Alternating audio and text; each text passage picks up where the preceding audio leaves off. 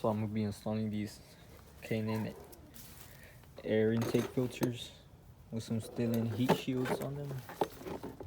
I bought these used for 50 bucks, which is not bad. I've been wanting to install some air intake filters on my car, but haven't had the chance to buy some, and got these used for 50, which is not bad. So let's go ahead and get started.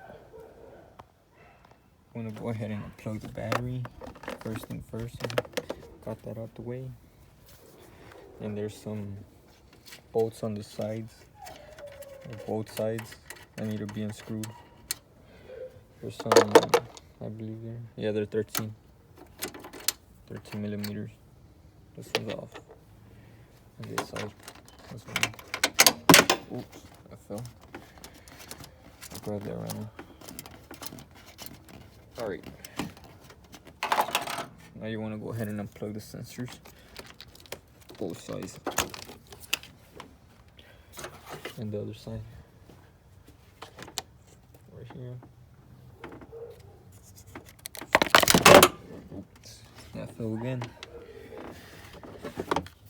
Alright, now you want to loosen up the clamps from the air, intake tubes on both sides as well, so be able to remove the box. You want to go ahead and remove the intake tubes apart. Well, actually no, you could just lift up the box.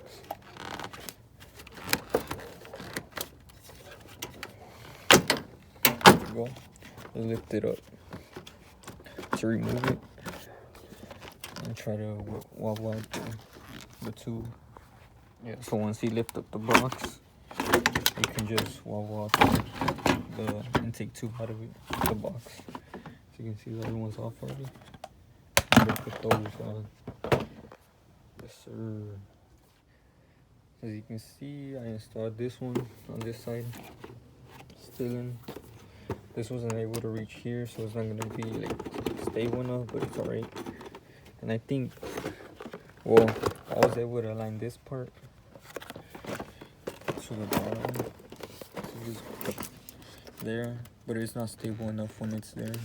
But whenever you do install them, if y'all do get these Stillen heat shields, go ahead and put that, align it, align the point, put the hole down there,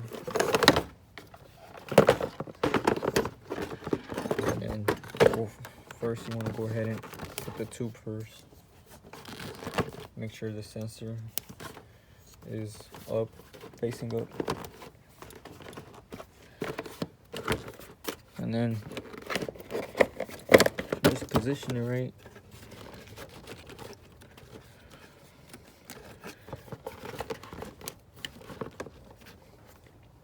And then start tightening up the clamp.